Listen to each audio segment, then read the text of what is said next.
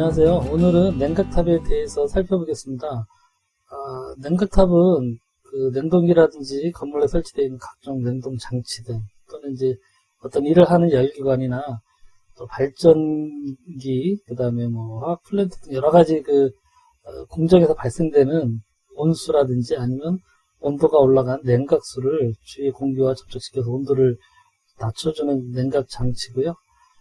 일반적인 이제 개방형 냉각탑에서는 공기하고 물의 온도차를 이용해서 공기를 이용해서 이제 물을 식혀주는 현열 냉각을 하기도 하고, 또 개방형 같은 경우는 이제 증발에 의한 점열 냉각으로 온도가 이제 떨어지기도 하는데, 이제 이거는 냉각탑의 구조나 방식에 따라 조금 다르겠죠. 둘 다 할 수도 있고 아니면 현열 냉각만 할 수도 있고요. 냉각탑은 이제 보통 델타 T가 5도로 운전이 돼요. 냉각탑에 들어가는 온도가 이제 37도고, 나오는 온도는 32도. 그래서 대체적으로 이제 델타 T 5도이긴 한데, 요즘에 이제 공조에서 냉수 쪽에 대온도차 공조 방식이 적용되면서 냉각탑 쪽에서도 대온도차 공조 방식을 적용해서 6에서 9도 정도 이렇게 적용하기도 하는데, 이렇게 되려면 똑같은 조건이라면 냉각탑 사이즈가 좀 커져야 되겠죠. 또 그렇게 될 수도 있고, 이게 이제 계절에 따라 바뀔 수도 있어요. 겨울에는 대기 온도가 낮기 때문에 충분히 32도 이하로 더 끌어내릴 수가 있겠죠. 20m까지도 충분히 온도를 끌어내릴 수가 있어서, 겨울이라고 해서 꼭 델타 T 5도를 중시하거나 살 필요는 없죠. 오히려 냉각수 온도가 낮아지면 냉동기의 효율도 좋아지고, 또 이 델타 T가 커지면 커질수록 냉각수 순환 펌프의 순환 유량을 줄이면 이제 냉각수 순환 펌프의 동력이 줄어드니까 에너지 절감을 할 수 있는 방법이 되기도 하죠. 그래서 이제 이런 부분들은 적극적으로 좀 겨울철이라든지 어떤 냉각수나 온수의 온도를 어떻게 좀 더 벌릴 수 있는지 이런 상황들에 따라서 능동적으로 좀 적용을 하면 되겠죠. 우리가 이제 보통 주위에서 많이 보는 거는 이제 기계식 강제 통풍형 냉각탑이죠. 자연 배기압형 냉각탑은 이제 냉각탑이 작동을 하면서 공기의 온도 차이에 의한 대류 현상을 이용해서 공기를 그냥 자연 상승시켜서 냉각탑이 작동되게끔 하는 그런 방식인데, 일반적인 우리 건물에서는 저런 부분들을 좀 사용하기는 좀 어렵고, 보통 이제 우리 원자력 발전소나 이런 데 텔레비에서 보다 보면 큰 이렇게 냉각탑이 있잖아요. 근데 그게 자연 대기압형이죠. 위에 별도의 팬이 없이 높게 이렇게 굴뚝처럼 냉각탑을 만들어서 내부에서 온도 차이에 의해서 위로 공기가 빨리 올라가게끔 그렇게 만든 방식이죠. 냉각탑의 종류를 알아보면 송풍 방식에 의해서 이제 흡입식 있고 압송식 또는 압입식이 있습니다. 근데 흡입식은 냉각탑 공기 출구 측에 냉각탑에 팬이 있어서 대체적으로 이제 보통 프로펠러 형태로 생긴 그런 충전팬이 설치돼서 밑에서 공기를 빨아당겨서 팬이 이제 위로 불어내는 그런 형태이고요. 압송식은 냉각탑의 공기 입구 측에 팬이 설치돼서 냉각탑에 거꾸로 공기를 팬이 강제로 불어 넣어서 불어내는 형태, 이런 방식인데, 아무래도 이제 이 압입식을 사용할 때는 보통 시로코펜 풍량이 좀 크기 때문에 시로코펜을 많이 사용하기도 하고, 또 업체에 따라서는 이제 충전팬을 그냥 프로펠러팬 같은 거를 이제 설치하는 경우도 있는데, 뒤에서 사진으로 보시겠습니다만, 요런 게 이제 압송식이죠. 프로펠러팬을 쓰기도 하고 시로코펜을 쓰기도 하고요. 요 위쪽에 있는 거는 흡입식이고, 옆에서 이제 강제로 불어서 냉각탑 안으로 넣어줘서 이제 위로 이렇게 밀려 올라가게 하는 압송식이고요. 보통 이제 일반적으로 많이 사용하지는 않는데, 지하철 같은 경우에 이런 압송식이 많이 있어요. 지하철 같은 경우에는 냉각탑 자체가 이제 건물 지하에 설치되다 보니까 이런 타입으로 굳이 가져갈 필요도 없고, 또 높이를 좀 낮춰야 돼요. 지하에서 땅속에 설치를 하다 보니까 땅을 깊게 팔 수가 없잖아요. 그래서 풍도에 시로코펜을 설치해서 불어서 이렇게 하는, 보통 지하철에서 이런 걸 많이 볼 수 있고요. 공기의 흐름에 의한 분류는 이제 대항력하고 직규력이 있는데, 대항력은 공기의 흐름이 수직 방향이 아래에서 위로 올라가고, 냉각수는 위에서 아래로 내려오고요. 대항력은 물이 위에서 떨어지고 공기는 옆에서 이렇게 들어가서 위로 이렇게 쭉 빨리 올라가고 위에 팬이 있겠죠. 그래서 이렇게 빨리 나가는 서로 마주보면 교차한다 해서 이제 대항류고요. 직기룡은 물은 위에서 아래로 떨어지고 공기는 옆으로 들어가서 수직 방향으로 이렇게 90도 방향으로 서로 교차를 하면서 이제 나중에 이쪽에서 팬이 있어서 위로 올라가겠죠. 그래서 서로 직각으로 교차한다 해서 이제 직기룡. 공기 흐름하고 물의 흐름이 이제 방향에 따라서 있고요. 충전지에 따라서는 비말형, 필름형이 있는데, 비말형은 그냥 물을 비말처럼 이렇게 툭툭툭툭 이렇게 떨어뜨리게끔 하는 그런 식의 이제 충전재예요. 그래서, 이거는 보통, 예전에 이제 큰 공장이나 이런 데서, 초창기에 여기 이제 나무를 보통 많이 썼다고 그러는데, 요즘 뭐 저도 이제 나무로 설치된 걸 못 봤고요. 이렇게 이제 플라스틱 형태의 그 비말형 그 충진재가 있어요. 이런 것들을 중간에 이렇게 쭉 얹어놓으면 위에서 냉각수가 떨어지면서 부대고 이렇게 서로 계속 부대면서 물방울들이 이제 부대면서 떨어지면서 공기랑 열교환하도록 하는 그런 형태인데, 이렇게 하려면 당연히 이제 사이즈가 굉장히 좀 커져야 되겠죠. 이런 필름형, 우리가 많이 보는 게 이제 필름형인데, 필름형은 필름 표면이 엄청나게 이제 그 비말형보다 넓기 때문에 요 필름 표면을 타고 물이 냉각수가 타고 흘러요. 타고 흐르면서 속도도 좀 늦춰지고 또 공기와의 접촉면이 엄청나게 넓어지죠. 이 전체적으로 다 공기와 접촉을 하기 때문에. 그래서 이제 비말형보다 효율이 3배, 5배 정도 우수해서 요즘은 거의 다 이 필름형 냉각탑으로 사용을 해주고 있는데, 이제 단점은 필름형 냉각탑의 그 충진재는 시간이 지나면 이게 이제 얇은 그 플라스틱 판으로 만든 거라서 좀 경화가 되고 그러면서 부서지는 경우가 좀 생겨요. 그리고 표면이 넓은 상태에서 이제 공기에 접촉하다 보니까 안에 그 슬라임 같은 게 이제 낀다든지 이러저러한 그 표면 오염들이 좀 생겨서 주기적으로 좀 교체를 해줘야 되고, 비말형 같은 경우는 훨씬 더 주기가 길어도 되겠죠. 두껍게 해서 튼튼하게 만들 수도 있고, 또 이런 거를 그 두 개를 혼합한 형태의 필름형과 비말형을 혼합한 형태로 해서 접촉면이 넓으면서도 비말형의 그 원리를 발휘할 수 있는 그런 형태로도 좀 나오는 게 있고, 대부분 쓰는 거 우리 주에서 보는 건 다 필름형이라 보시면 되고, 설치 방법에 의한 거는 이제 공장에서 조립해서 통째로 옮겨놓는 방법이 있고, 현장에서 부득이하게 사이즈가 좀 커진다든지 아니면 이런 장비에 접근이 어렵다든지 하면 할 수 없이 현장에서 조립을 해야 되겠죠. 근데 뭐 특별한 이유가 없다고 하면 다 이제 공장 조립형으로 진행을 하고 있고요. 다음은 이제 장비 형태에 의한 분류인데, 사각형, 원형, 연기형이 있습니다. 사각형은 다 그 모양이 사각 형태로 바디가 그렇게 생긴 거고, 원형은 이제 원형이죠. 그 다음에 이제 연결형은 그 직기령이나 이런 타입에서 옆으로 계속해서 그 냉각탑을 한 셀 한 셀씩 붙여서 쭉 연결해 나갈 수 있는 그런 타입이고, 전달 방법에 의해서는 개방형하고 밀폐형 냉각탑이 있습니다. 우리가 보통 많이 보는 건 이제 개방형 냉각탑인데, 냉각수하고 공기가 직접적으로 접촉하면서 증발이 수반되는, 잠열교환까지 하는 거죠. 현열뿐만 아니라 잠열교환까지 하면서 열교환하는 형태고, 이렇게 물이 그냥 그 이런 충진재를 거치면서 떨어지면서 공기랑 직접적으로 접촉을 해가면서 하는 거죠. 그래서 공기에 개방이 되어 있다, 개방형이고요.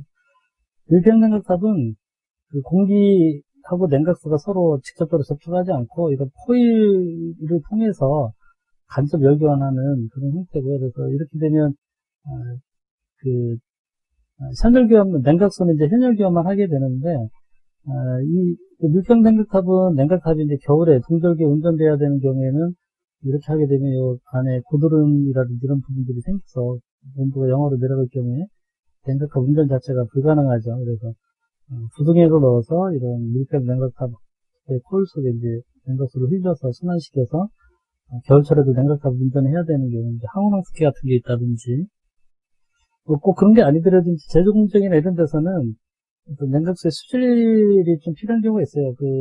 뭐 말이 냉각수지만 이쪽에 어떤 제조 공장에 있는 발열을 해소해주기 위한 거라서 수질이 장비 보호를 위해서, 장비가 또 부식이라든지 이런 거에서 파손되면 안 되니까 냉각수 수질도 깨끗하게 유지돼야 된다고 하면 공기랑 접촉을 안 해야 되기 때문에 그런 경우에도 이런 밀폐형 냉각탑을 사용할 수도 있고, 밀폐형 냉각탑에서는 이제 현열비용만 해서는 그 온도를 떨어뜨리는 게 좀 한계가 그 효율이 많이 떨어져서 밑에 좀 조그마한 수주를 두고요. 여기 있는 물을 위로 순환시켜요. 순환 펌프가 하나 있고요. 그래서 순환 펌프가 물을 위에서 코일 표면에 물을 떨어뜨려 줍니다. 그 코일 표면에 떨어진 물이 이 공기와 접촉을 하면서 이제 증발이 될 때 그 물이 증발되는 증발 잔열을 이용해서 그 코일 안에 있는 냉각수 그 열량을 더 뺏을 수 있도록 그렇게 해서 이제 냉각탑의 그 냉각 능력을 높이는 방식을 보통 많이 쓰고 있고요. 운전 소음에 의해서는 일반형, 저소음형, 초저소음형이 있는데 요즘 보통은 일반적으로 다 저소음형인데 이제 초저소음은 그거보다 훨씬 더 중요하다는 얘기죠. 그 단지 표준에 이제 보면 여기에 소음 기준이 나와 있는 게 있어요. 그래서 냉각탑 그 기초 상부면 1.5m 또 냉각탑의 그 폭만큼 떨어진 지점에서 이제 측정을 해서 냉각탑 용량별로 이 정도의 그 소음이 되면 저소음형이다, 초저소음형이다 이렇게 하는데 뭐 예를 들어 이제 한 700CRT 정도 되는 냉각탑일 때 74dB나 69dB 정도 되니까 그 뭐 적은 양은 아니지만 또 그렇게 또 엄청 높은 수치는 아니죠. 그래서 69dB 정도만 돼도 뭐 상당히 장비를 돌아가는 소음치고는 양호한 편이죠. 냉각탑 종류별로 이제 하나씩 살펴보겠습니다. 그 대학용 냉각탑이 예전에 많이 썼던 냉각탑이고요. 보통 이렇게 원형으로 예전에는 많이 생겼었죠. 이 중간에 이제 충전재가 있고 위에는 프로펠러 형태의 그 모터하고 이제 그 날개가 있는 그 팬이 있고요. 중간에 그 산수 노즐이 있어요. 그래서 냉각수가 이제 밑에 쪽으로 해서 이 중간 축으로 해서 위로 올라와서 위에서 이 산수 노즐을 통해서 밑으로 물이 쭉 떨어지게 됩니다. 밑으로 물이 쭉 떨어지는데 용량이 작은 것들은 이제 고정되어 있기도 하지만 용량이 큰 거는 이 산수 노즐 자체도 몇 개가 이제 이렇게 4개나 몇 개가 있고 이게 산수 노즐 자체가 살살 돌아가게 돼 있어요. 이 팬이 이제 올라가면서 바람이 올라가는 그런 힘에 살살 이제 돌아가면서 물도 균일하게 이렇게 떨어뜨리도록 그렇게 되어 있는 경우도 있었고요. 밑에는 이제 공기가 들어가는 그 흡입구가 있고요. 흡입구 있고 하부에는 이제 수조가 있고요. 그래서 위에서 물을 떨어뜨리고 이 충진대를 통과하면서 밑으로 떨어질 때 그 사방에서 들어온 공기, 빨려 들어온 공기가 물과 그 서로 교차하면서 여기한 뒤 상부로 나가고요.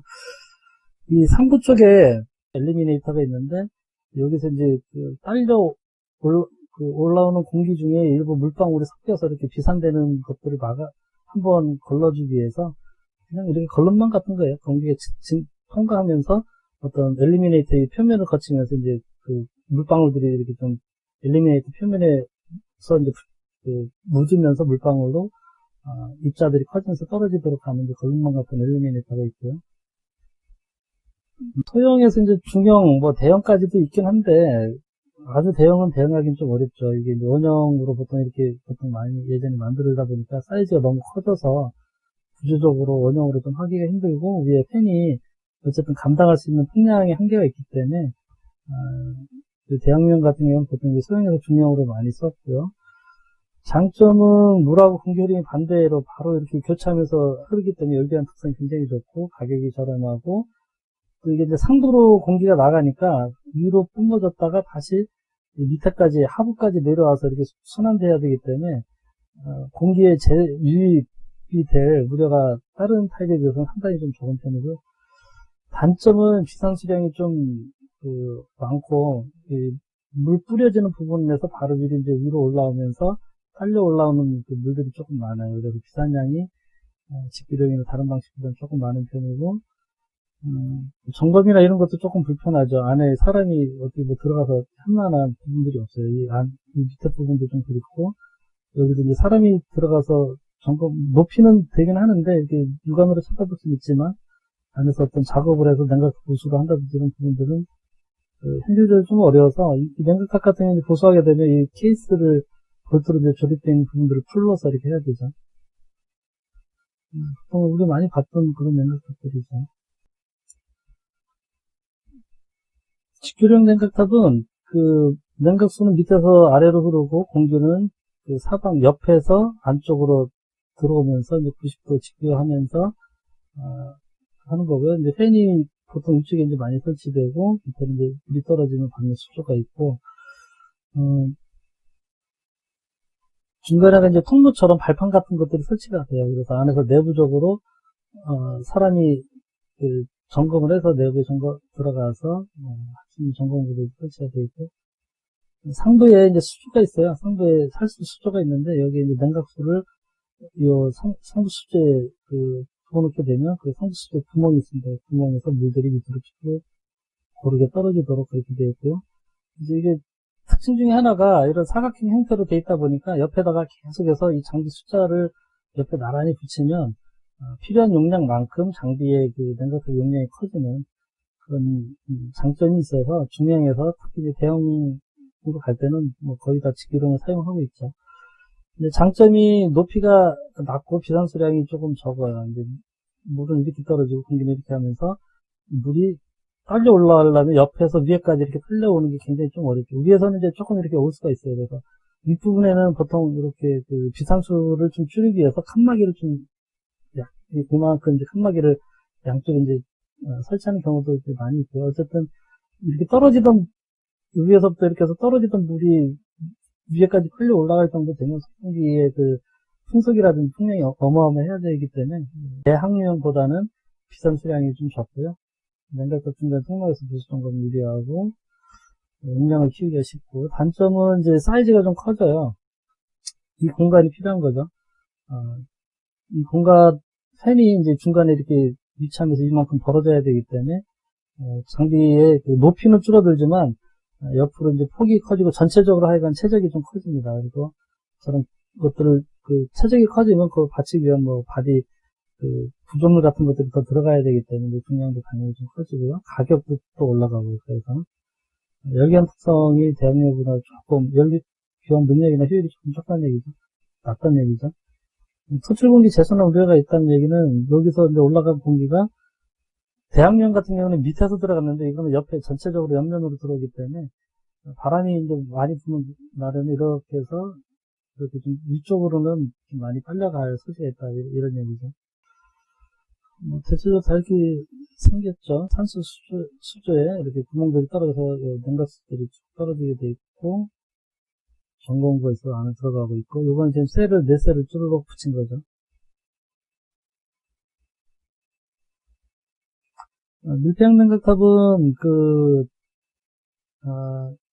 내부에 이제 충전재 대신에 열기관 코일이 들어있어서 간접 열기하는 이제 그런 방식이고요. 그 냉각수가 이제 열기관 코일의 내부를 순환하게 되고 열기관 코일의 외부에 공기가 냉각을 하게 되는데 냉각 효과를 높이기 위해서 열기관 코일 외부면에 이 냉각수가 아니라 그냥 다른 그 냉각탑 자체적으로 그 운영하는 다른 그 물을 살수를 좀 해서 증발을 시켜주는 그런 식으로 이제 보통 많이 돼 있고 열기관 코일은 보통 이제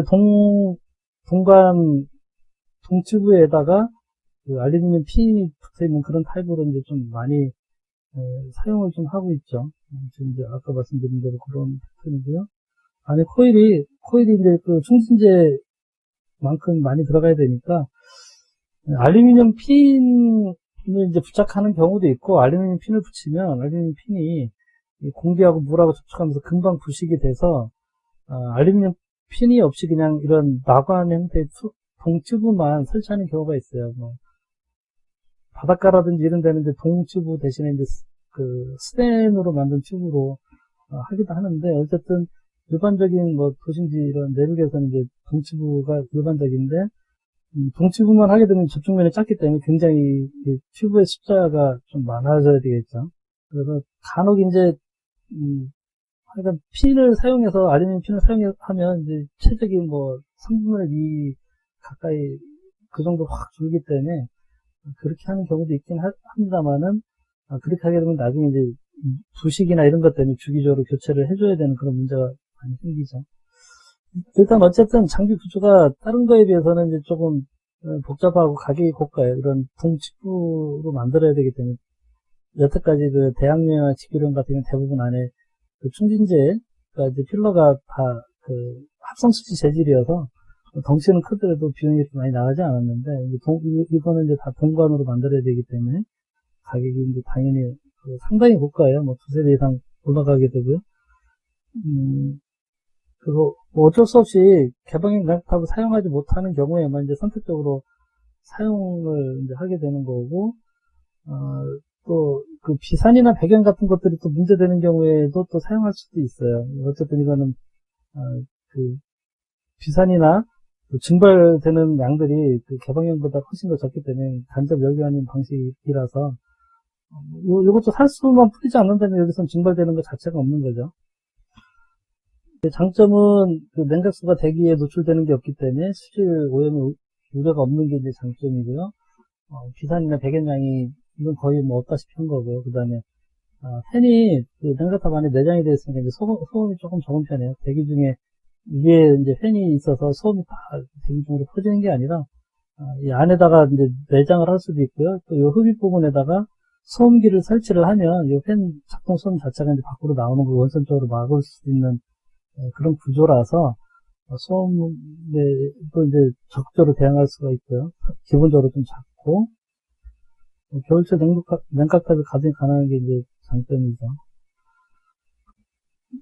일단 장비 크기가 좀 커져야 돼요. 이 접촉면이 적어서 그 동치부를 이용해서 그 전면면을 확보해 주려면 상당히 그 튜브의 숫자도 많아져야 되면서 장비 이제 크기 훨씬 더 커져야 되고 고가하고 복잡하고 송풍기 동력도 이게 이제 일반적으로 시로코펜 많이 쓰는데 시로코펜보다는 프로펠러 팬이 적은 동력에서 똑같은 동력에서 훨씬 더 많은 그 대풍량을 낼 수 있죠. 어쨌든 냉각탑에서는 뭐 마찰 저항이 이렇게 많이 걸리지 않기 때문에 정압이 높을 필요가 없어서 일반적으로 다 프로펠러 팬, 충명 팬을 사용하고 있는 건데 이거는 이제 구조상 어쩔 수 없이 이렇게 가기도 하고 그래서 아까 앞쪽에 사진에서 봤다시피 이쪽에 충류형 팬을 설치하는 경우도 있어요. 충류형 팬을 설치해서도 이제 뭐 바람만 불어주면 되니까.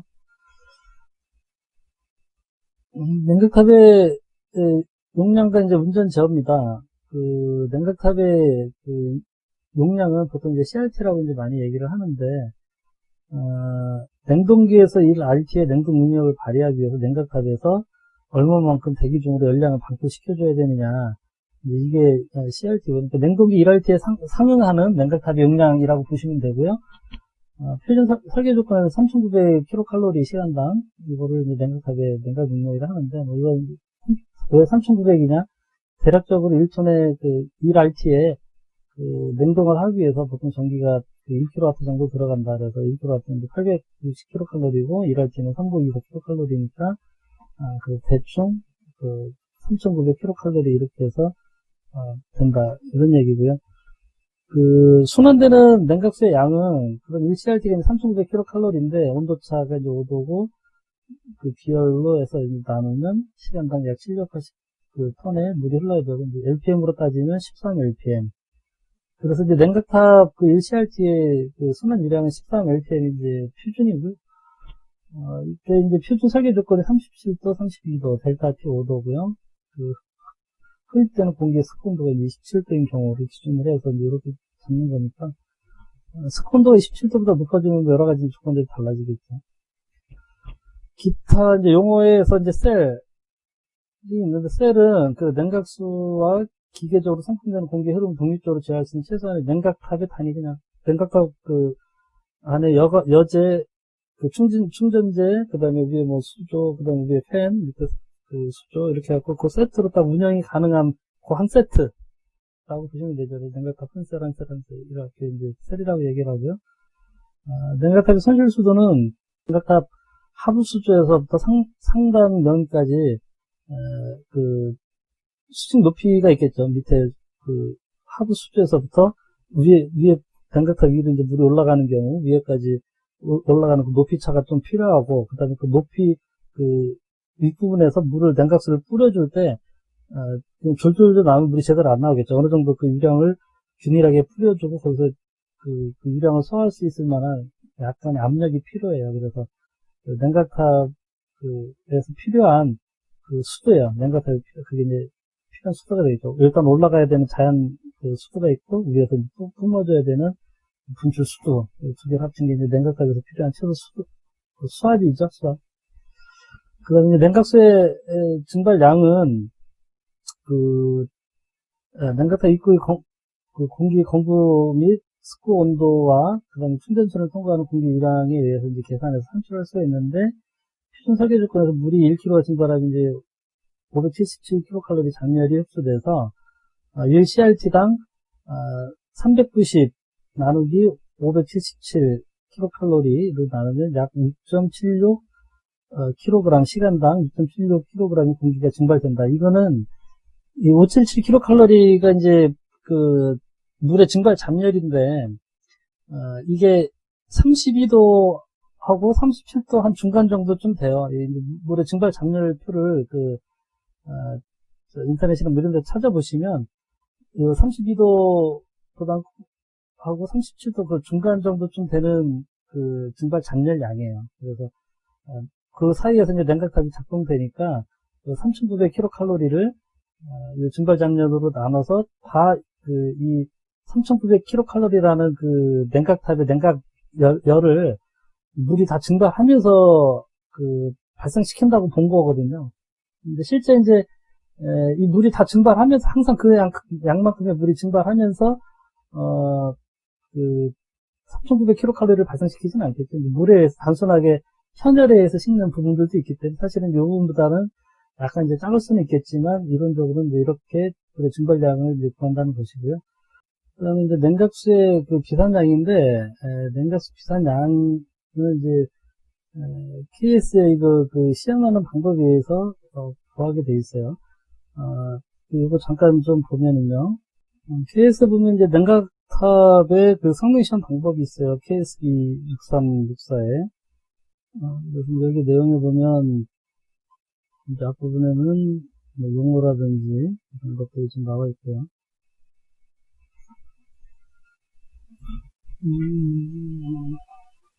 그렇다면 이제 냉각 능력 구하는 그런 거 관련된 그 시험 조건이라든지 그런 부분들이 좀 나와 있고요.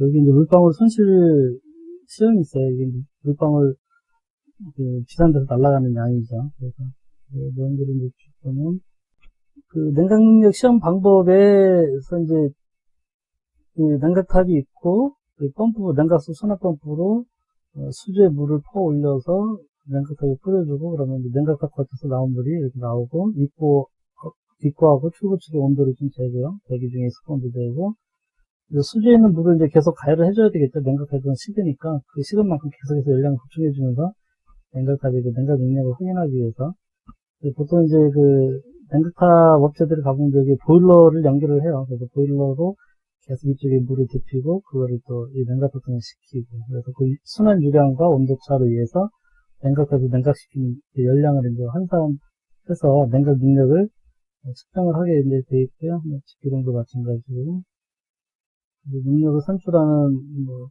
공식이라든지 이런 부분도 나와 있고 풍량 측정하는 방법.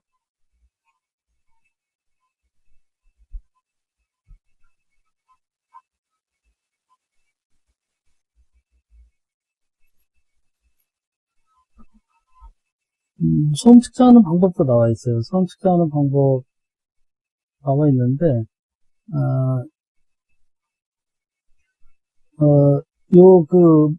팬에, 상부에 설치된 팬의 모서리에서부터 45도 방향으로 요 팬의 직경만큼 떨어진 거리, 여기서 이제 재는 거고요. 바닥에서 1.5m 이상 되는 데서 요 냉각탑의 몸체만큼, 그 폭만큼, 그만큼 떨어진 거리에서 이제 소음을 재도록, 그렇게 이제 돼서 있고요. 그 다음에 이제 물방울 손실에 대한 시험을 하는 방법이 있는데, 그 수조에서 이제 물을 빨아당겨서 그 수납펌프로 계속해서 이제 위에서 이렇게 물을 퍼주고요. 여기서, 그 냉각탑 입구 수온하고 입구 공기 온도차가 1도씨 이하가 되도록 해서 이제 시험을 해요. 그러니까 떨어지는 물하고 그 들어가는 공기 온도가 1도차 미만, 그러니까 증발이 없는 조건을 만든다는 얘기예요. 증발이 없는 조건에서 단순하게 물만 떨어뜨리고 그 냉각수와 같은 온도가 이제 들어가니까 증발이 안 되겠죠. 그 상태에서 이제 위로 해서 이렇게 나갈 때 만약에 비산이 돼서 나가면 점점 그 유량이 줄어들겠죠. 그래서 이렇게 이제 만들어놔서 처음에 유량하고 나중에 유량을 재보면 얼마만큼 물이 없어졌는지 그 양이 나오겠죠. 그래서 그런 식으로 해서 물방울 손실을 시험을 이렇게 하는 게 있고요. 보는 김에 한국설계기술협회에 보면 냉각탑에 대한 단체 표준이 있어요. 그래서 이 내용 같이 한번 보시면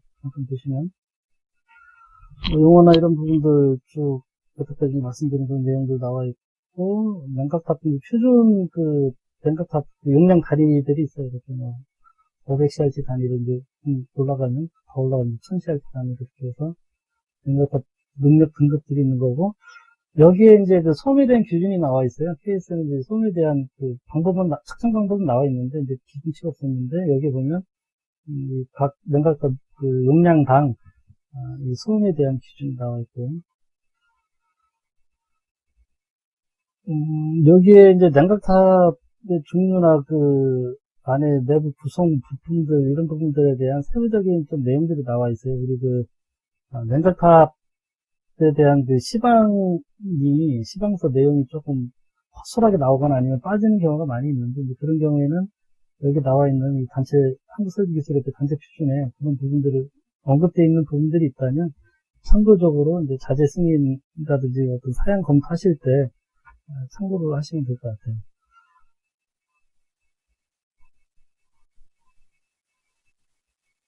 그래서 한국설계기술협회도 이런 냉각탑에 대한 단체 표준이 있고요. 그래서 이제 냉각수 비산량을 KS 기준에 의해서 이렇게 구하는 방법에서 구하는데, 최대 허용 양은, 냉각수 비산량의 최대 허용량은 순환수량의 책에는 지금 0.01% 돼 있는데, 이거는 좀 못한 것 같아요. 1%가 맞을 것 같아요. 제가 이번에 이제 동영상 찍느냐고 다시 한번 여기저기 찾아보니까 비산량에 대한 기준은 좀 없어요. 이게 제가 뭐를 보고 썼는지 모르겠으나, 어쨌든 일반적으로 보면 비산량이 보통 한 1%, 증발량이 1%에서 보통 이제 전체 순환수량이 2% 정도가 손실이 된다라고 이제 보거든요. 그래서 아까도 말씀드렸다시피 이제 증발량이 사실 이 양이 다 증발에 의해서 냉각탑에서 냉각 능력을 발휘하는 게 아니라 환멸기관에서도 이루어지기 때문에 보통은 요거 1%, 요거 1%에서 최대 2% 미만으로 냉각수 보충해줘야 되는 냉각 보충수의 양을 그렇게 이제 많이 이야기를 하는데, 어쨌든 그렇고요.